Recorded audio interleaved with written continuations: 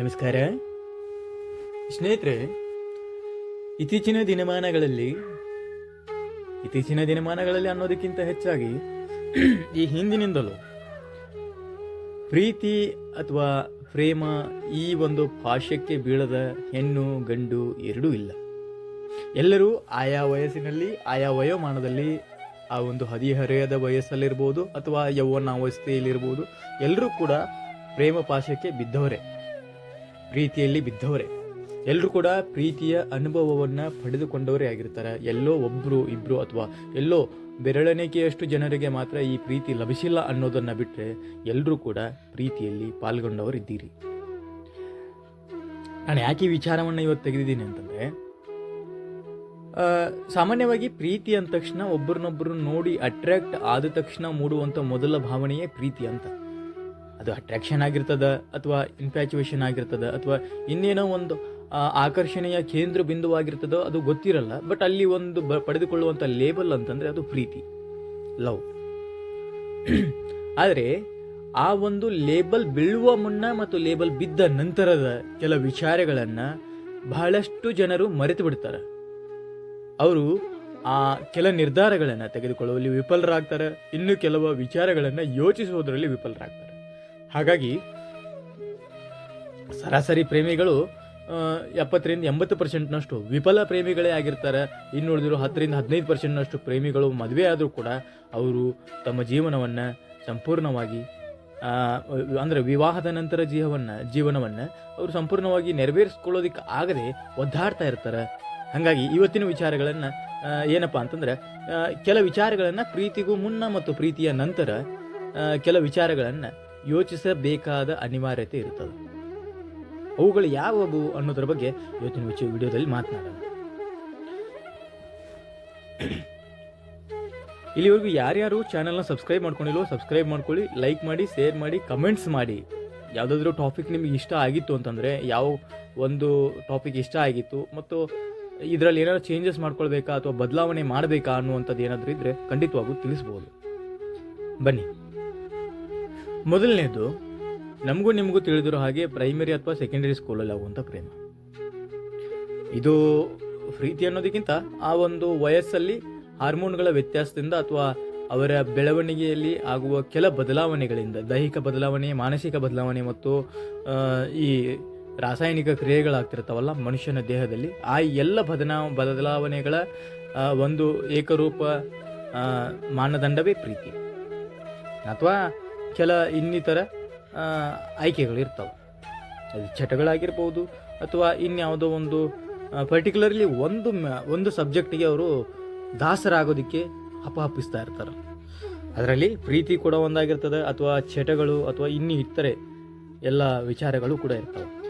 ಆದರೆ ಅವ್ರಿಗೆ ಈ ಪ್ರೀತಿ ಅಂತಕ್ಕಂಥದ್ದು ಒಂದು ಆಟಿಕೆ ಅಥವಾ ಒಂದು ವಸ್ತು ಅಥವಾ ಒಂದು ಅವ್ರನ್ನ ಮನರಂಜಿಸುವಂಥ ಒಂದು ಗುಣ ಅಥವಾ ಅದೊಂದು ವಸ್ತುವಿನ ಥರ ಕಾಣ್ತಾ ಇರ್ತದೆ. ಆ ವಯಸ್ಸಲ್ಲಿ ಅವರಿಗೆ ಅದು ಅವರದೇ ಆದಂಥ ಕೆಲ ನಿರ್ಧಾರಗಳನ್ನು ಕೈಗೊಳ್ಳುವಲ್ಲಿ ಅಥವಾ ಅವರದೇ ಆದಂಥ ಕೆಲ ವಿಚಾರಗಳನ್ನು ಯೋಚನೆ ಮಾಡುವುದರಲ್ಲಿ ಕೂಡ ಅವರಿಗೆ ಅಷ್ಟೊಂದು ಪ್ರಬುದ್ಧತೆಯನ್ನು ಹೊಂದಿರುವುದಿಲ್ಲ. ಬರೀ ಒಂದು ವಿರುದ್ಧ ಲಿಂಗದ ಅಟ್ರಾಕ್ಷನ್ಗೆ ಒಳಗಾಗಿರ್ತಾರೆ ಅಷ್ಟೆ. ಮೇಲ್ ಫೀಮೇಲ್ನ, ಫೀಮೇಲ್ ಮೇಲ್ನ ಅಟ್ರಾಕ್ಟ್ ಮಾಡ್ಕೊಳ್ಳೋದ್ರಲ್ಲೇ ಅವರು ಪ್ರೀತಿಯನ್ನು ಅನುಸರಿಸ್ತಾ ಇರ್ತಾರೆ ಅಥವಾ ಅದಕ್ಕೊಂದು ಲೇಬಲ್ ಅನ್ನುವಂಥದ್ದನ್ನು ಪ್ರೀತಿ ಅನ್ನೋದನ್ನು ಕೊಟ್ಟಿರ್ತಾರೆ. ತದನಂತರದಲ್ಲಿ ಅವರ ಒಂದು ಅಂದರೆ ಹದಿಹರೆಯದ ಮುಗಿದು ಅದರ ನಂತರ 20, 22, 23 ನಂತರ ಬಂದ ತಕ್ಷಣ ಅವ್ರಿಗೆ ಮೈಂಡು ಮೆಚ್ಯೂರ್ ಆಗೋಕ್ಕೆ ಶುರು ಆದಮೇಲೆ ಅವ್ರಿಗೆ ಸಮಾಜದಲ್ಲಿರುವಂಥ ಕೆಲ ಜವಾಬ್ದಾರಿಗಳು, ಅವ್ರದ್ದೇ ಆದಂಥ ಕೆಲವು ಅಂದರೆ ಅವರ ರೋದನೆಗಳು, ಅವ್ರದ್ದು ದೌರ್ಜನ್ಯಗಳು ಅಥವಾ ಅವ್ರದ್ದು ಏನೋ ಅವ್ರ ಮಾನಸಿಕ ದ್ವಂದ್ವತೆಗಳನ್ನು ಅವರು ಯೋಚನೆ ಮಾಡಿದಾಗ ಈ ಪ್ರೀತಿ ಅನ್ನುವಂಥ ವಿಚಾರ ಅವ್ರ ಕಣ್ಣು ಮುಂದೆ ಒಂದು ಜಸ್ಟ್ ಏನು ಅನಿಸುತ್ತೆ, ಇದು ಒಂದು ಆ ಟೈಮಲ್ಲಿ ಬರುವಂಥ ಭಾವನೆ ಅಷ್ಟೇ ವಿನಃ ಅದು ಲೈಫ್ ಲಾಂಗ್ ಲೀಡ್ ಮಾಡೋದಕ್ಕೆ ಅವಶ್ಯಕತೆ ಅಂದರೆ ಲೈಫ್ ಲಾಂಗ್ ಲೀಡ್ ಮಾಡೋದಕ್ಕೆ ಬೇಕಾದಂಥ ಒಂದು ನಿರ್ಧಾರ ಆಗಿರಲ್ಲ ಅನ್ನೋದು ಅವ್ರಿಗೆ ಮನದಟ್ಟಾಗ್ತದೆ. ಆವಾಗ ತಂತಾನೆ ಅವರಿಗೆ ಅವರ ಮೇಲೆ ಕೀಳಿರಿಮೆ ಅಥವಾ ಪ್ರೀತಿಸಿದವರ ಮೇಲೆ ಕೀಳಿರಿಮೆ ಬರೋದಕ್ಕೆ ಶುರುವಾಗ್ತದೆ. ಅದಾದಮೇಲೆ ಅಲ್ಲಿ ಪ್ರೀತಿ ಅನ್ನೋ ಲೇಬಲ್ಗೆ ಅರ್ಥವೇ ಇರೋದಿಲ್ಲ. ಅವರಿಗೆ ಅವಳ ಪಾಡಿಗೆ ಅವಳು, ಇವನ ಪಾಡಿಗೆ ಇವನು. ಆಮೇಲೆ ಇಬ್ಬರು ತಮ್ಮ ಜೀವನವನ್ನು ನಡೆಸೋದಕ್ಕೆ ಶುರು ಮಾಡ್ತಾರೆ. ಮತ್ತು ಅದೇ ಜೀವನ, ಅದೇ ವ್ಯಕ್ತಿಗಳು ಅಂದರೆ ಇವಾಗೇನು ಪ್ರೈಮರಿ ಸ್ಕೂಲಲ್ಲಿ ಇದ್ರಲ್ಲ, ಪ್ರೈಮರಿ ಅಥವಾ ಸೆಕೆಂಡರಿ ಸ್ಕೂಲಲ್ಲಿ ಇದ್ರಲ್ಲ, ಅವರಿಗೆ ಮತ್ತು ಅದೇ ವ್ಯಕ್ತಿಗಳ ಜೀವನದಲ್ಲಿ ಮತ್ತೊಂದು ಬಾರಿ ಪ್ರೀತಿಯ ಪ್ರವೇಶ ಆಗ್ತದೆ. ಆದರೆ ಅದು ಮೆಚ್ಯೂರ್ ಪ್ರೀತಿ ಆಗಿರ್ತದೆ. ಅದು ಒಂದು 20ರಿಂದ 25, 26 ವಯಸ್ಸಿನ ನಂತರ ಬರುವಂಥ ಪ್ರೀತಿ. ಅದು ಇನ್ಯಾರ್ದೋ ಒಳ್ಳೆತನ ನೋಡಿ ಬಂದಿರಬಹುದು, ಅಥವಾ ಒಳ್ಳೆಯ ಗುಣಗಳನ್ನು ನೋಡಿ ಬಂದಿರುವಂಥದ್ದು, ಅಥವಾ ಇನ್ನೇನೋ ಹಲವಾರು ವಿಚಾರಗಳನ್ನು ಅವರು ಅಬ್ಸರ್ವ್ ಮಾಡಿ ಪ್ರೀತಿ ಅನ್ನುವಂಥ ಲೇಬಲ್ನ ಕೊಟ್ಟಿರ್ತಾರೆ. ಬಟ್ ಅದು ಮೆಚ್ಯೂರ್ ಪ್ರೀತಿ ಆಗಿರ್ತದೆ. ಆದರೆ ಅದನ್ನು ಸಮಾಜ ಒಪ್ಪೋದಿಲ್ಲ. ಯಾಕೆ ಅಂತಂದರೆ ಇಲ್ಲಿ ಮೆಚ್ಯೂರ್ ಪ್ರೀತಿ ಹುಟ್ಟುತ್ತೆ, ಬಟ್ ಅಲ್ಲಿ ಆ ಒಂದು ಅಪೋಸಿಟ್ ಪರ್ಸನ್ ಅಂತಂದರೆ ಅಪೋಸಿಟ್ ಲಿಂಗ ಅಥವಾ ಅಪೋಸಿಟ್ ಪರ್ಸನ್ ಯಾರು ಈಗ ಮೇಲ್ ಫೀಮೇಲ್ನ ಚೂಸ್ ಮಾಡ್ತಿದ್ದಾರೆ, ಫೀಮೇಲ್ ಮೇಲ್ನ ಚೂಸ್ ಮಾಡ್ತಿದ್ದಾರೆ ಅಂತಂದರೆ ಅವ್ರಿಗೆ ಬೌಂಡ್ರಿಗಳಿರಲ್ಲ.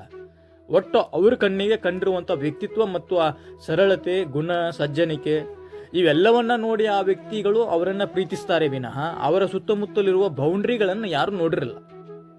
ಫಾರ್ ಎಕ್ಸಾಂಪಲ್, ಅವರಿಗೆ ಬೌಂಡ್ರಿ ಅಂತಂದರೆ ಜಾತಿ, ಧರ್ಮ ಅಥವಾ ಈ ಅಂತಸ್ತು, ಇನ್ನೂ ಹಲವಾರು ಬರ್ತದೆ. ಈ ಎಲ್ಲ ಬೌಂಡ್ರಿಗಳನ್ನು ಅವರು ನೋಡಿರಲ್ಲ. ಬಟ್ ಅವರಿಗೆ ಕಂಡಿರುವಂಥದ್ದು ಆ ವ್ಯಕ್ತಿತ್ವ ಮತ್ತು ಆ ವ್ಯಕ್ತಿಯ ಸನ್ನಡತೆ.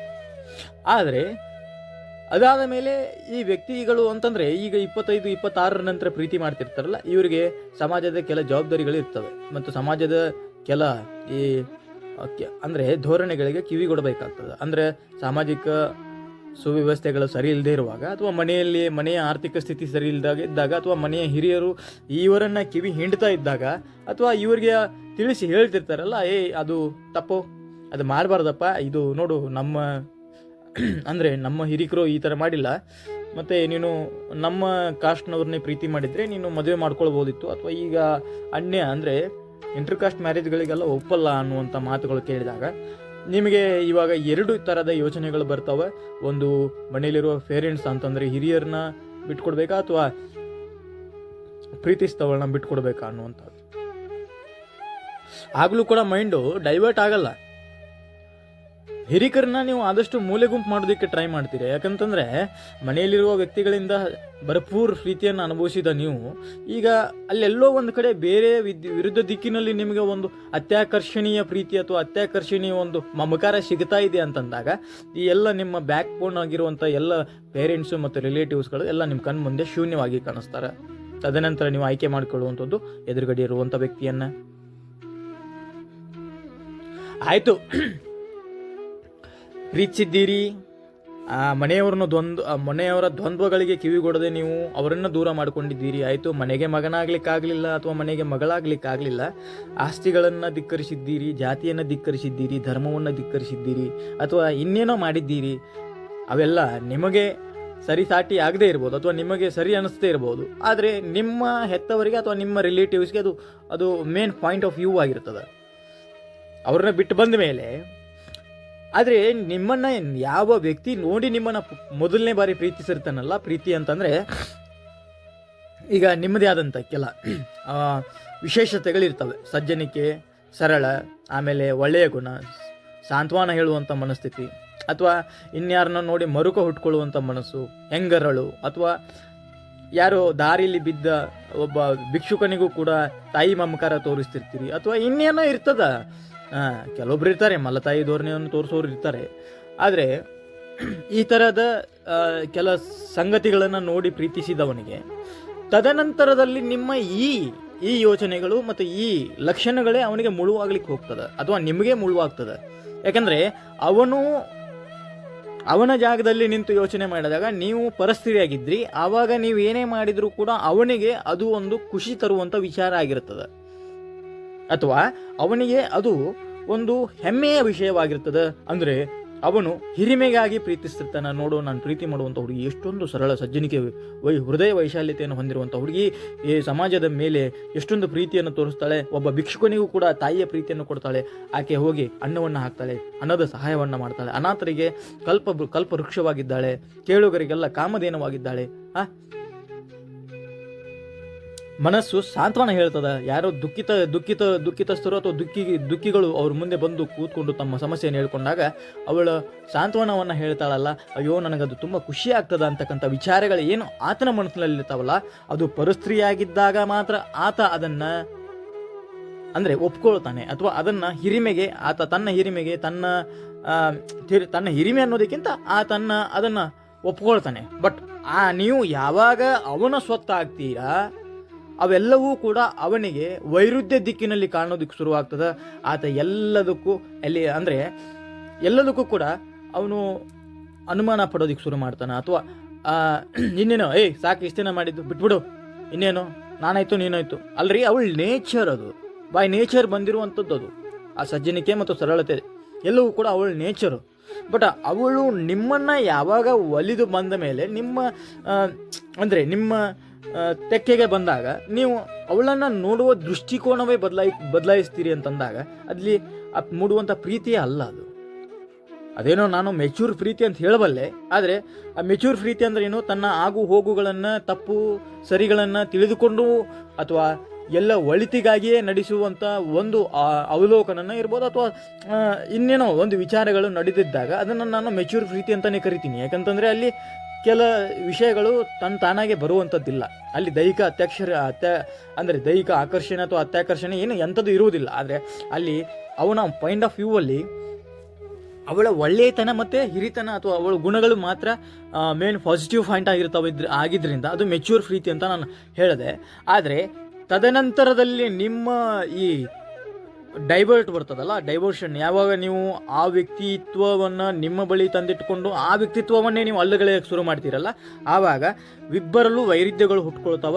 ಇಬ್ಬರು ಒಬ್ಬರನ್ನೊಬ್ಬರು ಮೊದಲು ಸಮ್ಮತಿಸ್ಕೊಳ್ತಾ ಇದ್ರಿ, ಒಬ್ಬರನ್ನೊಬ್ಬರು ಅಂದರೆ ಕಾಂಪ್ರಮೈಸ್ ಆಗ್ತಾ ಇದ್ರಿ. ಇಬ್ಬರು ತಮ್ಮ ತಪ್ಪಾಗಿದ್ರೆ ನೀನು ಅವಳನ್ನು ಕ್ಷಮೆ ಕೇಳ್ತಾ ಇದ್ದ, ಅವಳು ನಿಮ್ಮನ್ನು ಕ್ಷಮೆ ಕೇಳ್ತಾ ಇದ್ದ. ಒಟ್ಟಿನಲ್ಲಿ ಇಬ್ಬರು ಮತ್ತೆ ಕಾಂಪ್ರಮೈಸ್ ಆಗಿ ಒಂದೇ ಟೇಬಲ್ ಅಡಿ ಕೂತ್ಕೊಂಡು ಊಟ ಮಾಡ್ತಾ ಇದ್ರಿ. ಅಂದರೆ ಇವಾಗ ಒಂದೇ ಮಹಡಿ ಕೆಳಗೆ ಅಥವಾ ಒಂದೇ ಸೂರಿನಡಿ ನೀವಿಬ್ಬರು ಇದ್ದೀರಿ, ಆದರೆ ನಿಮ್ಮಿಬ್ಬರ ವಿಚಾರಗಳು ಮತ್ತು ನಿಮ್ಮಿಬ್ಬರ ಆಲೋಚನಾ ಲಹರಿಗಳು ವಿರುದ್ಧ ದಿಕ್ಕಿನಲ್ಲಿದ್ದಾವೆ.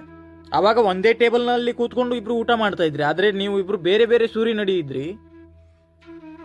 ಸೂರು ಬೇರೆ ಬೇರೆ ಆಗಿತ್ತು. ಅವಳ ಮನೆಯಲ್ಲಿದ್ಲು, ನಿಮ್ಮ ಮನೆಯಲ್ಲಿದ್ರಿ. ಆದರೆ ಆವಾಗ ಒಂದು ದಿನ ಅವಳೇನೋ ತಪ್ಪು ಮಾಡಿದ್ಲು ಅಂತ ಆಯ್ತಪ್ಪ ನಾನು ತಪ್ಪು ಮಾಡಿದ್ದೀನಿ, ನಾನು ಎಕ್ಸ್ಕ್ಯೂಸ್ ಕೇಳ್ತೀನಿ ಅಥವಾ ನಾನು ಸಾರಿ ಕೇಳ್ತೀನಿ ಬಂದು ಅವಳು ಸಾರಿ ಕೇಳಿದ ತಕ್ಷಣ ಮತ್ತೆ ನೀವು ಹೋಗಿ ಅವಳ ಹತ್ರ ಎಕ್ಸ್ಕ್ಯೂಸ್ ಅಥವಾ ಸಾರಿ ಕೇಳಿ ನೀವಿಬ್ರು ಮತ್ತೆ ಕಾಂಪ್ರಮೈಸ್ ಆಗಿ ಮತ್ತೆ ಒಂದೇ ಟೇಬಲ್ ಮೇಲೆ ಕೂತ್ಕೊಂಡು ಊಟ ಮಾಡ್ತಾ ಇದ್ರಿ. ಅದು ಅಂದಿನ ದಿನಮಾನಗಳು. ಅದು ಬಿಫೋರ್ ಮ್ಯಾರೇಜ್ ಅಥವಾ ಬಿಫೋರ್ ನೀವು ನಿಮ್ಮನ್ನು ಕಾಂಪ್ರಮೈಸ್ ಅಥವಾ ನಿಮ್ಮನ್ನು ನೀವು ಒಂದು ಅಗ್ರಿಮೆಂಟ್ಗೆ ಸಹಿ ಹಾಕೋಕ್ಕಿಂತ ಮುಂಚೆ ಆಗಿರುವಂಥ ವಿಚಾರಗಳು. ತದನಂತರದಲ್ಲಿ ಮದುವೆ ಆದ ಮೇಲೆ ಯಾರ್ಯಾರ ವೈಯಕ್ತಿಕ ವಿಚಾರಗಳು ಯಾವ್ಯಾವ ರೀತಿ ರೂಪುರೇಷೆಗಳನ್ನು ಪಡೆದುಕೊಳ್ತವೆ ಅಂತಕ್ಕಂಥದ್ದು ಈ ಪ್ರೀತಿಯಲ್ಲಿ ಯಾರಿಗೂ ಕೂಡ ಗೊತ್ತಾಗ್ಲಿಕ್ಕಿಲ್ಲ. ಪ್ರೀತಿಸುವ ಮುನ್ನ, ಮದುವೆ ಮುನ್ನ ಯಾವ ವಿಚಾರಗಳು ಅವನಿಗೆ ಹಿತಕರವಾಗಿತ್ತು, ಯಾರಿಗೆ ಅದು ಪ್ರಿಯಕರವಾಗಿತ್ತು, ಅದೇ ಅವನಿಗೆ ಉಣ್ಣಲಾರದ ತುತ್ತಾಗ್ತದೆ, ಅಂದರೆ ನುಂಗಲಾರದ ತುತ್ತಾಗ್ತದೆ. ಅದು ಅವಳು ಮಾಡ್ತಿರೋದು ತಪ್ಪಲ್ಲ, ಅವಳು ಮಾಡ್ತಿರೋದು ಒಳ್ಳೆ ಸಮಾಜ ಸೇವೆನೋ ಇನ್ನೇನೋ ಮಾಡ್ತಾ ಇರ್ತಾಳೆ. ಅವಳದೇ ಆದಂಥ ಒಳ್ಳೆಯ ಕ್ವಾಲಿಟಿಗಳಿದ್ದಾವೆ. ಆದರೆ ನೀವು ಅವನನ್ನೇ ನೋಡಿ ಬಂದು ಹಿಂದೆ ಬಿದ್ದಿದ್ದೀರಿ. ಆಮೇಲೆ ಅವನನ್ನೇ ನೋಡಿ ನೀವು ಮದುವೆ ಆಗಿದ್ದೀರಿ. ಕೊನೆಗೆ ಒಂದೇ ಸೂರಿನಡಿ ನೀವು ಇಬ್ಬರು ವಾಸಿಸುತ್ತಾ ಇದ್ದಾಗ ಅಥವಾ ಅಂದರೆ ನೀವು ಒಂದೇ ಸೂರಿನಡಿ ನೀವು ಜೀವನ ಮಾಡೋದು ಶುರು ಮಾಡಿದ ಮೇಲೆ ನಿಮ್ಮ ಇಬ್ಬರು ಚಿಂತನೆಗಳು ಮತ್ತು ವಿಚಾರಗಳು ವೈರುಧ್ಯ ದಿಕ್ಕಿನಡೆ ಕವಲು ಹೊಡಿತಾವಪ್ಪ ಅಂತಂದಾಗ ಅದು ಪ್ರೀತಿ ಆಗ್ಲಿಕ್ಕಾಗಲ್ಲ. ಅದು ಕೂಡ ಮತ್ತೆ ಮೆಚೂರ್ ಪ್ರೀತಿ ಆದರೂ ಕೂಡ ಸ್ವಾರ್ಥದ ಪ್ರೀತಿ ಆಗ್ತದೆ. ಇದರ ಮುಂದುವರೆದ ಭಾಗವೇ ಇನ್ನೇನು. ಒಬ್ಬರೊಬ್ಬರು ತಾಳಮೇಳ ಹೊಂದಲಿಲ್ಲ ಅಂತಂದ್ರೆ ಈ ತಾಳ ತಂತಿ ನಂದಲ್ಲ ಅಂತ ಹೇಳಿ ಇಲ್ಲಿಗೆ ಮುಗಿಸ್ಬೇಕಾಗ್ತದೆ. ಬಟ್ ಅದೇನಾದ್ರೂ ಹೆಣ್ಣು ಮೆಚ್ಯೂರ್ ಆಗಿದ್ರೆ ಅಥವಾ ಹೆಣ್ಣು ಮಗಳು ಅಥವಾ ತುಂಬ ಬುದ್ಧಿವಂತೆ ಆಗಿದ್ರೆ ತನ್ನ ಜೀವನವನ್ನು ತಾನೇ ಹಾಳು ಮಾಡಿಕೊಳ್ಳೋದ್ರಲ್ಲಿ ಅವಳು ಅತಿಯಾಗಿ ಆಸೆ ಪಡಲಿಲ್ಲ ಅಂತಂದರೆ ನಿಮ್ಮ ಜೊತೆಗೆ ಹೆಂಗೋ ಗಂಡ ಅಲ್ವಾ ಇಂದಲ್ಲ ನಾಳೆ ಸರಿ ಹೋಗ್ಬೋದು, ಅಥವಾ ಹೆಂಗೋ ಅವನನ್ನು ಮದುವೆ ಮಾಡ್ಕೊಂಡು ಬಂದಿದ್ದೀನಿ ಅವನ ಜೊತೆಗೆ ಇರಬೇಕಲ್ಲ ಅನ್ನೋ ಒಂದು ಆಲೋಚನೆಯಲ್ಲಿ ಬದುಕಬಹುದೇ ವಿನ ಅವಳು ಕೂಡ ಮುಂಗೋಪಿಯಾಗಿದ್ರೆ ಅಥವಾ ಅವಳು ಶಾರ್ಟ್ ಟೆಂಪರ್ಡ್ ಆಗಿದ್ರೆ ನೀವು ಒಂದಂದರೆ ಅವಳು ಎರಡು ಅಂತಾಳೆ. ಆಯಿತು ನೀನು ಸಹಿ ಮಾಡುವಂತ ತಕ್ಷಣವೇ ಸಹಿ ಮಾಡಿ ಕೊಡಬಲ್ಲೆ ಅನ್ನುವಂಥ ಮಾತುಗಳು ಅವಳು ಬಾಯಲ್ಲಿ ಬಂತು ಅಂತಂದರೆ ಅಲ್ಲಿಗೆ ಏನಾಯಿತು, ನೀವು ಇಬ್ಬರು ಪ್ರೀತಿಯಿಂದ ತಂದಂಥ ಆ ಸಂಬಂಧ ಅಥವಾ ಪ್ರೀತಿಯಿಂದ ಓಡೋಡಿ ಬಂದು ಮದುವೆ ಆಗಿರುವಂಥ ಈ ವೈವಾಹಿಕ ಜೀವನ ನಡು ರಸ್ತೆಯಲ್ಲಿ ಅಥವಾ ಮಧ್ಯದಾರಿಯಲ್ಲಿ ಒಡೆದು ಚೂರಾಗಿ ಹೋಗ್ತದೆ. ತದನಂತರ ಯಾವಾಗ ನೀವು ಡೈವೋರ್ಸ್ ಆಗ್ತದೆ ಅಥವಾ ಯಾವಾಗ ನೀವು ಇಬ್ಬರು ಬೇರೆ ಆಗ್ತೀರಿ ಆವಾಗ ಮತ್ತೆ ಮನಸ್ಸಲ್ಲಿ ಮತ್ತೊಂದು ಭ್ರಾಂತಿ ಕಾಡ್ಲಿಕ್ಕೆ ಶುರುವಾಗ್ತದೆ. ಅದೇ ಪಶ್ಚಾತ್ತಾಪ. ಈ ಪಶ್ಚಾತ್ತಾಪದಲ್ಲೂ ಪ್ರೀತಿಯ ಸಂಕೇತಗಳು ಮೂಡ್ತಾವ, ಇಲ್ಲ ಅಂತ ಹೇಳಲ್ಲ. ಪಶ್ಚಾತ್ತಾಪದ ಸಮಯದಲ್ಲೂ ಕೂಡ ನಿಮ್ಮ ತಪ್ಪಿನ ನಿಮಗೆ ಅರಿವಾಗ್ತದೆ. ತಪ್ಪು ಮಾಡಿದ್ನಲ್ಲ ಅರೇ ತಪ್ಪು ಮಾಡಿಬಿಟ್ಟೆ ಅವಳು ನಾನು ಹೇಳಿದ ಹಾಗೆ ಕೇಳಿಕೊಂಡಿದ್ಲಲ್ಲ, ಅಥವಾ ನಾನು ಯಾಕೆ ಅವಳ ಮೇಲೆ ಅನುಮಾನ ಪಟ್ಟೆ, ಅಥವಾ ಅವಳು ಯಾಕೆ ನಾನು ರಿಸ್ಟ್ರಿಕ್ಟ್ ಮಾಡಿದೆ. ರಿಸ್ಟ್ರಿಕ್ಟ್ ಮಾಡಿದ್ರಿಂದ ನಿನಗೇನು ತೊಂದರೆ ಆಗಲಿಲ್ಲಪ್ಪ. ನೀನು ಪ್ರೀತಿಗೆ ಮುನ್ನ ಹೇಗಿದ್ದೀಯೋ ಹಾಗೆ ವಿವಾಹದ ನಂತರವೂ ಕೂಡ ಅದೇ ರೀತಿಯ ಭಾವನೆಯನ್ನು ಇಟ್ಕೊಂಡು ಮುಂದುವರೆದಿದ್ರೆ ಇವತ್ತು ನೀನು ಪಶ್ಚಾತ್ತಾಪದ ಹಂತಕ್ಕೆ ಬರ್ತಾನೆ ಇರಲಿಲ್ಲ. ಎಲ್ಲಿ ತಪ್ಪಿದ್ರಿ? ತಪ್ಪುವಂಥದ್ದು ಎಲ್ಲಿ? ಮನಸ್ಸಿಗೆ ಅನಿಸ್ತು, ಕಣ್ಣು ಕಾಣ್ತು, ಕಣ್ಣು ನೋಡ್ತು, ಅವಳ ವಿಚಾರಧಾರೆಗಳನ್ನು, ಅವಳು ಮಾತನಾಡುವಂಥ ಶೈಲಿಯನ್ನು ನೋಡ್ತು, ಅವಳು ಅನುಕಂಪದ ಮಾತುಗಳನ್ನು ಕೇಳಿದ್ದಿ, ಅವಳು ಮಾಡುವಂಥ ಸೇವೆಗಳನ್ನು ನೋಡ್ತು, ಕಣ್ಣು ನೋಡ್ತು, ಕಣ್ಣಿಗೆ ತಂಪನಿಸ್ತು. ಅದಯ್ಯೋ ಎಂತವಳಯ್ಯ ಇವಳನ್ನ ಯಾವುದೋ ಒಂದು ಯಾವುದದು ಏನು ಹೇಳ್ತೀರ ಅದಕ್ಕೆ, ವಸ್ತು ಸಂಗ್ರಹಾಲಯ, ಮ್ಯೂಸಿಯಂ ಅಲ್ಲಿ ಇಡಬೇಕಾದಂಥ ಬೊಂಬೆ ಇವಳನ್ನ ಪಡ್ಕೊಳ್ಳೋದಕ್ಕೆ ಪುಣ್ಯ ಮಾಡಿರ್ಬೇಕು. ಅಂದ್ರೆ ಅವಳ ಆ ಸಾತ್ವಿಕ ಗುಣಗಳು ನಿಮಗೆ ಇಷ್ಟ ಆಯ್ತು, ದೂರದಿಂದಲೇ ನೀವು ಹರಿಸಿ ಅಥವಾ ಅವಳಿಗೆ ಸಪೋರ್ಟ್, ನಾನು ನಿನ್ನ ಬ್ಯಾಕ್ ಬೋನ್ ಆಗಿರ್ತೀನಿ, ಸಹಾಯ ಮಾಡ್ತೀನಿ, ನೀನು ಅಲ್ಲೇ ಇರು, ನಿನ್ನಿಂದ ಎಷ್ಟಾಗುತ್ತೋ ಅಷ್ಟು ಸಹಾಯ ಮಾಡು, ನಾನು ನಿನ್ನ ಜೊತೆಯಾಗಿರ್ತೀನಿ ಅಂತ ಹೇಳಿ ಏನಾದರೂ ಒಂದು ವೇಳೆ ನೀವು ಆ ರೀತಿಯಾದಂಥ ಭಾವನೆಯನ್ನು ಇಟ್ಕೊಂಡು ಅವಳ ಜೊತೆಗೆ ಇದ್ದುಕೊಂಡು ಅವಳಿಗೆ ಸಹಾಯ ಹಸ್ತ ನೀಡ್ತಾ ಬಂದಿದ್ರೆ ನಿಮ್ಮಿಬ್ಬರ ಮಧ್ಯೆಯೂ ಅವನು ಪರಸ್ಪರ ಭಾವನೆಯೇ ಬರ್ತಾ ಇರಲಿಲ್ಲ. ಜೊತೆಗೆ ನೀವಿಬ್ಬರು ಆ ಆತ್ಮೀಯ ಸ್ನೇಹಿತರಾಗಿರ್ತಾ ಇದ್ರಿ, ಆತ್ಮದ ಸ್ನೇಹಿತಿಗ ಅಂದರೆ ಸೌಲ್ಮೇಟ್ಸ್ಗಳಾಗಿರ್ತಾ ಇದ್ರಿ. ಆದರೆ ಅದನ್ನು ನೀವೇನು ತಿಳ್ಕೊಂಡ್ರಿ, ತಪ್ಪಾಗಿ ಭಾವಿಸ್ಬಿಟ್ರಿ. ಅಯ್ಯೋ ಅದು ಬೊಂಬೆ ಕೈ ಯಾರು ಹೋಗುತ್ತಲ್ಲ, ತಂದು ನನ್ನ ಮ್ಯೂಸಿಯಮಲ್ಲಿ ನಾನು ಇಟ್ಕೊಳ್ತಾನೆ, ನಾನು ತೋರಿಸ್ತಾನೆ ಎಂಥ ಹುಡುಗಿಯನ್ನು ಪ್ರೀತಿ ಮಾಡಿದ್ದೀನಿ, ನನ್ನ ಕಳ್ಳು ಬಳ್ಳಿ ನನಗೆ ಅಂದರೆ ನನ್ನ ನೆಂಟರು ಇಷ್ಟು ಫ್ರೆಂಡ್ ಸರ್ಕಲಲ್ಲಿ ಎಲ್ರಿಗೂ ಗೊತ್ತಾಗಬೇಕು, ಇವಳು ಈ ಹಿಂದೆ ಎಷ್ಟೊಂದು ಒಳ್ಳೆಯ ಮಮತಾ ಅಂದರೆ ಕರುಣಾಮಯ್ಯ ಆಗಿದ್ಲು. ಕರುಣಾಮಯ್ಯ ಅಂತ ಯಾಕೆ ನಾನು ಪದೇ ಈ ವಿಚಾರಗಳನ್ನು ಹೇಳ್ತಾ ಇದ್ದೀನಿ, ಪ್ರೀತಿ ಹುಟ್ಟೋದಕ್ಕೆ ನೇರವಾಗಿ ಕಾರಣಗಳು. ಯಾರೂ ಕೂಡ ಚಪ್ರಿಗಳನ್ನು ಪ್ರೀತಿ ಮಾಡೋದಿಲ್ಲ, ಅಷ್ಟು ಸರಳವಾಗಿ ಯಾರೂ ಕೂಡ ಅವ್ರನ್ನ ಇಷ್ಟಪಡ್ಲಿಕ್ಕೆ ಹೋಗಲ್ಲ. ಆದರೆ ಯಾವತ್ತಾದರೂ ಒಂದು ಹುಡುಗಿ ಅಷ್ಟೇ ನೋಡೋದಕ್ಕೆ ಸಿಂಪಲ್ ಆಗಿದ್ರು, ಸೈಲೆಂಟ್ ಆಗಿದ್ರು ಕೂಡ, ಸರಳ ಸಜ್ಜನಿಕೆ ಹುಡುಗಿ ಆಗಿದ್ರು ಕೂಡ, ಎಲ್ಲೋ ಒಂದು ಕಡೆ ಅಂಥ ಹುಡುಗಿಯರ ಮೇಲೆ ಈ ದೈವಿ ಸ್ವರೂಪ ಕಾಣ್ತದೆ. ಎಲ್ಲ ಹುಡುಗರ ಮೇಲೆ, ಎಲ್ಲ ಹುಡುಗರಲ್ಲೂ ಕಾಣ್ತದೆ. ನಾವು ಕೂಡ ಅದೇ ಒಂದು ಭಾವನೆಯಿಂದಲೇ ಆ ಪ್ರೀತಿಯನ್ನು ಪಾಶಕ್ಕೆ ಸಿಲುಕಿ ನಲುಗಿ ವಾಪಸ್ ಹೊರಗೆ ಬಂದಿದ್ವಿ. ಯಾವಾಗ ಈ ಥರದ ಹೆಣ್ಣು ಮಕ್ಕಳುಗಳನ್ನು ಗಂಡು ಮಕ್ಕಳು ಇಷ್ಟಪಡ್ತಾರೆ, ಅಥವಾ ಅವರು ಆ್ಯಕ್ಚುಲಿ ಅವ್ರ ಕ್ವಾಲಿಟೀಸೇ ಅದೇ ಆಗಿರ್ತದೆ, ಹುಡುಗಿಯರ ಕ್ವಾಲಿಟೀಸ್. ಅವರು ಬೈ ಬರ್ತೆ ಬಂದಿರ್ತದೋ ಅಥವಾ ಅದು ಗಾಡ್ ಗಿಫ್ಟ್ ಆಗಿರ್ತದೆ, ಏನೂ ಗೊತ್ತಿಲ್ಲ. ಬಟ್ ಅವರು ಅದನ್ನು ಯಾವಾಗಲೂ ಚೇಂಜಸ್ ಮಾಡ್ಕೊಳ್ಳೋಕೆ ಹೋಗೋದಿಲ್ಲ. ಅದು ಅವ್ರ ತಪ್ಪಲ್ಲ, ಬಟ್ ಅವರಿಗೆ ಅದೇ ಕ್ವಾಲಿಟೀಸ್ಗಳೇ ಅಥವಾ ಅದೇ ಒಂದು ಕೆಲ ರೂಪುರೇಷೆಗಳೇ ಅವರ ಜೀವನಕ್ಕೆ ಅಡ್ಡವಾಗ್ತದೆ ಅಥವಾ ಅವರಿಗೆ ಮುಳುವಾಗ್ತದೆ ಅಂತಂದರೆ. ಆದರೆ ಈ ಗಂಡು ಮಕ್ಕಳಿಗೆ ಏನು ತೊಂದರೆ, ಇವ್ರು ತಾವೂ ಮಾಡಲ್ಲ, ಬೇರೆಯವ್ರಿಗೂ ಮಾಡಕ್ಕೆ ಬಿಡಲ್ಲ. ನಮ್ಮ ಗಂಡು ಮಕ್ಕಳಲ್ಲಿ ತುಂಬ ಜನರು ಪ್ರೀತಿ ಮಾಡಿದ ಮೇಲೆ ಮಾಡಿಕೊಳ್ಳುವಂಥ ಎಡವು ತೊಡರುಗಳೇ ಇವೆ. ಸರಿ, ಇದನ್ನು ಬಿಡಿ. ಪಶ್ಚಾತ್ತಾಪಕ್ಕೆ ಬಂದಾಗ ಯೋಚನೆ ಮಾಡ್ತಾನೆ, ಅಯ್ಯೋ ನಾನು ಆ ಥರ ಮಾಡಬಾರ್ದಿತ್ತು, ಮಾಡಿದೆ, ಅವಳನ್ನು ಕಳ್ಕೊಂಡು ಬಿಟ್ನಲ್ಲ, ಹೆಂಗಾದ್ರೂ ಮಾಡಿ ಮತ್ತೆ ಪ್ರೀತಿ ಸಂಪಾದಿಸಬೇಕು. ಅಲ್ಲ, ಯಾವ ಪೇಪರಿನ ತುದಿಯಲ್ಲಿ ನಿಮ್ಮ ಸಂಬಂಧಗಳು ಒಟ್ಟಾಗಿರಲಿಲ್ಲ, ಆದರೆ ಅದೇ ಪೇಪರಿನ ತುದಿಯಲ್ಲಿ ನಿಮ್ಮ ಸಂಬಂಧಗಳು ಮುರಿದು ಬಿದ್ದಾಗ ಪೇಪರ್ ಮೇಲೆ ಬಂದಾಯಿತು, ಒಂದು ಪೇಪರಿನ ಮೇಲೆ ಕಾನೂನಿನ ಪ್ರಕಾರ ಈ ವೈವಾಹಿಕ ಸಂಬಂಧವು ಇಲ್ಲಿಗೆ ಅಂದರೆ ಮುಗಿದು ಹೋಯ್ತು ಅಂತೇಳಿ ಬರೆದು ಸಹಿ ಆದಮೇಲೆ ಆ ಮನಸ್ಸಿನ ಮೇಲೆ ಮೂಡಿದ ಭಾವನೆಗಳಿಗಿಂತ ಈ ಕಾಗದದ ಮೇಲೆ ಮೂಡಿರ್ತಾವಲ್ಲ ಅಕ್ಷರಗಳು, ಹಸ್ತಾಕ್ಷರಗಳು, ಇವುಗಳು ಆವಾಗ ಅಧಿಕಾರವನ್ನು ವಹಿಸ್ತವ, ಅಧಿಕಾರ ಮಾಡ್ತಾವ, ಅವು ಅಧಿಕಾರ ವಹಿಸ್ಕೊಳ್ತಾವ, ಅವು ಮಾತನಾಡ್ತಾವ. ಆವಾಗ ಮನಸ್ಸುಗಳು ಮಾತನಾಡ್ಲಿಕ್ಕೆ ಹೋಗಲ್ಲ. ಅದಕ್ಕೆ ದೊಡ್ಡವರು ಹೇಳ್ತಾರೆ, ಮನಸ್ಸುಗಳ ನಡುವೆ ನಡೆದಂಥ ಮದುವೆಗಳು ಮತ್ತು ಈ ಮನಸ್ಸಿನ ಮಧ್ಯೆ ಆದಂಥ ಪ್ರೇಮಿಗಳು, ಪ್ರೀತಿ ಅಥವಾ ಈ ಮದುವೆಗಳು ಮುಂದಿನ ದಿನಮಾನಗಳಲ್ಲಿ ಕಾಗದದ ತುದಿಯಲ್ಲಿ ಕೊನೆ ಆಗ್ತದೆ ಅಂತ ಹೇಳಿದ್ರು. ಅಂದರೆ ಹಳೆಯ ಕಾಲದಿಂದ ಬಂದಂಥ ಮಾತುಗಳಿದು. ಮನಸ್ಸಿನ ನಡುವೆ ಮನಸ್ಸಿನ ಮಧ್ಯೆ ನಡೆದಂಥ ಮದುವೆಗಳು ಮುಂದಿನ ದಿನಮಾನಗಳಲ್ಲಿ ಕಾಗದದ ತುದಿಯಲ್ಲಿ ಮೂಲೆ ಗುಂಪಾಗ್ತದೆ ಅಥವಾ ಮುಕ್ತಾಯಗೊಳ್ತದೆ. ಅದು ಯಾವಾಗ ಕಾಗದದ ತುದಿಗೆ ಬಂದು ಹಸ್ತಾಕ್ಷರದ ಮೂಲಕ ನಿಮ್ಮ ಜೀವನದ ಸಾಂಗತ್ಯ ಮುಗಿದು ಹೋಯ್ತಪ್ಪ ಅಂತಂದ ಮೇಲೆ ಅದನ್ನು ಮತ್ತೆ ನೀವು ತಿರುವಿ ಹಾಕಿದ್ರು ಅಥವಾ ನೀವು ಕೋಟಿ ಕೊಟ್ಟರು ಸುತ್ತ ಮಾಡ್ಕೊಳ್ಳಿಕ್ಕೆ ಆಗಲ್ಲ. ಯಾಕೆಂದ್ರೆ ಅಲ್ಲೊಂದು ಮುದ್ರೆ ಬಿದ್ದಿರ್ತದೆ, ಸೀಲ್ ಬಿದ್ದಿರ್ತದೆ, ಡೈವೋರ್ಸ್, ಬಿಡೋ, ಅಥವಾ ಬಿಡೋ ಅಂತಂದ್ರೆ ಗಂಡ ಸತ್ತೋನ್ ಬಿಡಿ, ಡಿವೋರ್ಸ್ಡ್ ಅಂತ ಬಂದ್ಬಿಟ್ಟಿರ್ತದೆ. ಅಲ್ಲಿ ಅಂದ್ರೆ ಗಂಡ ಇದ್ದು ವಿಧವೇನೆ ಅಲ್ವೇ, ಗಂಡ ಸತ್ರೆ ಮಾತ್ರ ವಿಧವೆ ಅಲ್ಲ, ಗಂಡ ಬಿಟ್ಟರು ಕೂಡ ವಿಧೇನೆ. ಹೆಂಗಾಗ್ತದೆ? ಅದಾದ ನಂತರ ಪಶ್ಚಾತ್ತಾಪದಲ್ಲಿ ಯೋಚನೆ ಮಾಡ್ಲಿಕ್ಕೆ ಶುರುವಾಗ್ತದೆ, ಅಯ್ಯೋ ಇದೊಂದು ಕಾಗದದ ಮೇಲೆ ಬಿದ್ದಿರುವಂಥ ಸಹಿ ಅಷ್ಟೇ, ಆದರೆ ಮನಸ್ಸು ಇನ್ನೂ ನನ್ನ ಹಾತೊರಿತಾ ಇದೆ, ಹಂಬಲಿಸ್ತಾ ಇದೆ. ಇನ್ನೇನು ಮುಪ್ಪಿನ ಅವಸ್ಥೆ ಬಂತು, ಕೊನೆಗಾದರೂ ಅವಳ ಜೊತೆಗಿರೋಣ. ಅಷ್ಟರಲ್ಲಿ ಏನಾದರೂ ನಿಮ್ಮ ಸಾಂಕೇತಿಕವಾಗಿ ಒಂದೆರಡು ಮಕ್ಕಳಾಗಿದ್ದರೆ ಏನೋ ಮಕ್ಕಳನ್ನ ನೋಡೋ ಬರದಲ್ಲಾದರೂ ನೀವಿಬ್ಬರು ಒಂದಾಗ್ತೀರಿ ಅನ್ನೋ ಭರವಸೆ ಇರ್ತದೆ. ಆದರೆ ಮಕ್ಕಳು ಆಗಿಲ್ಲ, ಏನೂ ಆಗಿಲ್ಲ, ಮದುವೆ ಆದ 4-5 ವರ್ಷಗಳಲ್ಲೇ ನಿಮ್ಮ ಜೀವನವನ್ನು ಇತ್ಯರ್ಥ ಮಾಡ್ಕೊಂಡು ಬಿಟ್ಟಿದ್ರಪ್ಪ ಅಂತಂದ್ರೆ ಏನು ಮಾಡ್ಲಿಕ್ಕಾಗಲ್ಲ. ಅವಳೊಂದು ದಿಕ್ಕು, ನೀನೊಂದು ದಿಕ್ಕು. ಕೊನೆಗೆ ಹೆಂಗಾಗ್ತದ ಅಂತಂದ್ರೆ ಮನುಷ್ಯ ಯೋಚನೆ ಮಾಡಿ ಮಾಡಿ ಮಾಡಿ ಮಾಡಿ ಮಾಡಿ ಮಾಡಿ ಈ ಪ್ರೀತಿನೇ ಮುಳು ಆನಿಸ್ಬಿಡ್ತದೆ. ಈ ಪ್ರೀತಿಯನ್ನು 2 ಅಕ್ಷರ ಇದೆಯಲ್ಲ, ಇದು ಭಾಳ ಭಾಳ ಭಾಳ ಭಾಳ ದೊಡ್ಡ ವರನೂ ಹೌದು, ಶಾಪವೂ ಹೌದು. ಸಿಕ್ಕಿದ್ರೆ ಅದನ್ನು ಸರಿಯಾಗಿ ಇಟ್ಕೊಳ್ಳೋಕೆ ಒದ್ದಾಡಬೇಕು, ಸಿಗದೇ ಇದ್ರೆ ಪಡ್ಕೊಳ್ಳೋಕೆ ಒದ್ದಾಡಬೇಕು. ಒಂದು ವೇಳೆ ಸಿಕ್ಕು ಕೈ ತಪ್ಪಿ ಹೋದರೆ ಪುನಃ ಪಡ್ಕೊಳ್ಳೋದಕ್ಕೆ ಒದ್ದಾಡಬೇಕು. ಒಂದು ವೇಳೆ ಸಿಕ್ಕಿದ್ರು ಆ ಮೊದಲನೇದ ಕಳ್ಕೊಂಡು ಹೋಗಿರ್ತದ ಅಂತಂದ್ರೆ ಅಲ್ಲಿಗೆ ವ್ಯಾಲ್ಯೂ ಲೆಸ್ ಆಗಿರ್ತದ ಪ್ರೀತಿ, ಎರಡನೇದು ಕಳ್ಕೊಂಡು ಹೋಗ್ತದೆ. ಹಂಗೆ ಈ ಪ್ರೀತಿಯ ಅರ್ಥ ಗೊತ್ತಿಲ್ದಿರೋರು ಲೈಫ್ ಲಾಂಗ್ ನಂದು ಮೊದಲನಿಲ್ಲವು ಅಂತೇಳಿ ಪ್ರೀತಿ ಮಾಡ್ತಿರ್ತಾರಲ್ಲ, ಅಂಥವ್ರಿಗೆ ಈ ಪ್ರೀತಿಯ ಅರ್ಥ ಗೊತ್ತಾಗಲ್ಲ.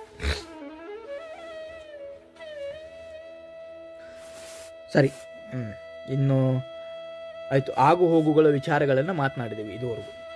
ಆದರೆ ಯಾವಾಗ ವಿದ್ಯಾರ್ಥಿ ಅಥವಾ ವಿದ್ಯಾರ್ಥಿ ಜೀವನದಲ್ಲಿ ಅಥವಾ ಎಜುಕೇಷನ್ ಲೈಫಲ್ಲಿ ಏನಾದರೂ ಪ್ರೀತಿ ಮಾಡ್ತಿದ್ದೀರಿ ಅಂತಂದಾಗ ಖಂಡಿತವಾಗ್ಲೂ ಈ 3 ಮಾತುಗಳನ್ನು ನೆನಪಿಟ್ಕೊಳ್ಳಿ. ಮೊದಲನೇದು, ಎಜುಕೇಷನ್ ಇಂಪಾರ್ಟೆಂಟಾ, ಲೈಫಲ್ಲಿ ಬರುವ ಈ part of the life love ಇಂಪಾರ್ಟೆಂಟಾ ಅನ್ನೋದನ್ನು ತಿಳ್ಕೊಳ್ಳಿ. ಎರಡನೇದು, ಅಯ್ಯೋ ನನಗೆ ಎಜುಕೇಷನ್ ಮೇಲೆ ಇಂಟ್ರೆಸ್ಟೇ ಇಲ್ಲ ಅನ್ನುವಂಥದ್ದು ಏನಾದರೂ ಇದ್ದರೆ, ಇಲ್ಲ ನಾನು ಇದನ್ನೇ ಮಾಡ್ತೀನಿ ಅನ್ನೋದಾದರೆ ಅದನ್ನು ತೀರ್ಮಾನ ಮಾಡ್ಕೊಳ್ಳಿ. ಅದಾದಮೇಲೆ ಇನ್ನೊಂದು ಯೋಚನೆ ಮಾಡಿ, ಆದಷ್ಟು ಈ ಅಂದರೆ ಈ ನೈತಿಕ ಶಿಕ್ಷಣದೆಡೆಗೆ ಒಂಚೂರು ತಲೆ ಓಡಿಸಿ. ಈ ಅಧ್ಯಾತ್ಮ, ಆಮೇಲೆ ಈ ಸತ್ಸಂಗಗಳು, ಆಮೇಲೆ ಈ ಶಿಕ್ಷಕರು ಹೇಳುವಂಥ ಮಾತುಗಳನ್ನು ಕೇಳಿ ಎಲ್ಲವೂ ಒಳಿತಾಗ್ತದೆ. ಇದು ಪ್ರೀಮೆಚ್ಯೂರ್ ಲವ್, ಇದು ಪ್ರೀತಿ ಬಗ್ಗೆ ಹೇಳಿದೆ ನಾನು. ಆಮೇಲೆ ಈ ಪೋಸ್ಟ್ ಮೆಚ್ಯೂರ್ ಅಂತ ಬರುತ್ತಲ್ಲ, ಯಾವಾಗ ನಾವು ಡಿಗ್ರಿನೋ ಇದನ್ನೆಲ್ಲ ಹೋಗ್ತಿರ್ತೀವಲ್ಲ, ಆವಾಗ ಕುಟುಂಬಕ್ಕೆ ಹೆಚ್ಚಿನ ಮಹತ್ವ ಕೊಡಿ. ಹಾಗೆ ಸಮಾಜದ ಧೋರಣೆಗಳ ಬಗ್ಗೆ ಮತ್ತು ಈ ಸಮಾಜ ಏನು ಅನ್ಕೊಳ್ತದ ಅಂತಕ್ಕಂಥದ್ದು ವಿಚಾರಗಳನ್ನು ತಲೆಯಿಂದ ತೆಗೆದಾಕಿ ಕುಟುಂಬಕ್ಕೆ ಮೊದಲನೇ ಪ್ರಾಮುಖ್ಯತೆ, ತಂದೆ ತಾಯಿಗಳಿಗೆ ಫಸ್ಟ್ ಆದ್ಯತೆ ಕೊಡಿ. ತದನಂತರ ತಂದೆ ತಾಯಿಗಳು ನಿಮಗೆ ಒಪ್ಪಿಕೊಂಡ್ರೆ, ಅಥವಾ ಆಯ್ತಪ್ಪ ಮಾಡ್ಕೊ ಮದುವೆ, ಹಿಂಗೆಲ್ಲ ನಾಳೆ ಮಾಡ್ಕೊ ಆಯಿತು, ನಮಗೆ ಜಾತಿ ಅಥವಾ ಈ ಧರ್ಮ ಮುಖ್ಯ ಅಲ್ಲ, ಹುಡುಗಿ ಚೆನ್ನಾಗಿದ್ದರೆ ಅವಳ ನಡತೆ ಅದ್ಭುತವಾಗಿದ್ದರೆ ಪರವಾಗಿಲ್ಲ, ಮಾಡ್ಕೊಳ್ಳಿ ಅಂತಂತಂದರೆ ಆಯಿತು, ಮಾಡ್ಕೊಳ್ಳಿ, ತೊಂದರೆ ಇಲ್ಲ. ಆದರೆ ಅವರ ವಿರುದ್ಧವಾಗಿ ಹೋಗಿ ಅಥವಾ ಹೆಣ್ಣಿನ ಮನೆಯವರ ವಿರುದ್ಧವಾಗಿ ನೀವೇನಾದರೂ ಮದುವೆ ಮಾಡ್ಕೊತೀನಿ ಅಂತಂದರೆ, ಮೊದಲನೇದು ತಿಳ್ಕೊಳ್ಬೇಕಾದಂಥ ವಿಚಾರ, ನಿಮಗೆ ಸಹಾಯ ಹಸ್ತ ಮುಗ್ದೋಯ್ತು, ಸಹಾಯ ಯಾರೂ ಮಾಡಲ್ಲ. ಆಮೇಲೆ ಒಂದು ವೇಳೆ ನಿಮ್ಮ ಲೈಫು ಚೆನ್ನಾಗಿ ಲೀಡ್ ಆಯಿತು, ದೇವರ ಅದೃಷ್ಟ ಚೆನ್ನಾಗಿತ್ತು, ನಿಮ್ದು ಎಲ್ಲೋ ಒಂದು ಕಡೆ ಸ್ಟಾರ್ ಚೆನ್ನಾಗಿತ್ತು ಅಂತಂದರೆ, ಹೆಂಗೋ ಲೈಫ್ ಲಾಂಗ್ ನೀವು ಚೆನ್ನಾಗಿರ್ತೀವಿ, ಇಬ್ಬರು ಒಟ್ಟೊಟ್ಟಿಗೆ ಚೆನ್ನಾಗಿದ್ದೀರಿ ಅಂತಂದರೆ, ಅದು ನಿಮ್ಮ ಅದೃಷ್ಟನೋ ಅಥವಾ ನಿಮ್ಮ ಗಾಢವಾದ ಪ್ರೀತಿಯೋ ಎರಡರಲ್ಲಿ ಒಂದಾಗಿರ್ತದೆ. ಆದರೆ ಇನ್ನೇನೋ ಮದುವೆ ಮಾಡ್ಕೊಂಡು 2-3 ವರ್ಷದಲ್ಲಿ ನೀವು ಬೀದಿಗೆ ಬರ್ತೀರಿ, ಮತ್ತೆ ಏನಾದರೂ ಈ ಕೋರ್ಟಿನ ಮುಂದೆ ಅಥವಾ ಇನ್ನೆಲ್ಲೋ ಹೋಗಿ ನೀವು ನ್ಯಾಯ ಸಮ್ಮತಗಳನ್ನು ಹೊಡೆದಾಡ್ತೀನಿ ಅನ್ನುವಂಥ ವಿಚಾರಗಳು ಬಂದರೆ, ಯಾವ ಒಂದು ಮನೆಯವರನ್ನು ತಿರಸ್ಕರಿಸಿ ಹೋಗಿರ್ತೀರಲ್ಲ, ಅವ್ರು ಯಾರೂ ನಿಮ್ಮ ಬೆನ್ನಿಂದ ನಿಂತ್ಕೊಳ್ಳಲ್ಲ. ಆಮೇಲೆ ನೀವು ಏನಾದರೂ ಕೂಡ ಅವರು ಯೋಚನೆ ಮಾಡೋಕ್ಕೆ ಹೋಗಲ್ಲ. ಆದರೆ ಎರಡೂ ಕಡೆ ಒಟ್ಟಿಗೆ ನಿಂದ್ರಿಸ್ಕೊಂಡು ಒಟ್ಟಾಗಿ ಯೋಚನೆ ಮಾಡಿಸಿ ಇಬ್ಬರು ಹಿರಿಯರು ಕೂತ್ಕೊಂಡು ಮದುವೆ ಮಾಡಿದರೆ ಒಳ್ಳೆಯದು.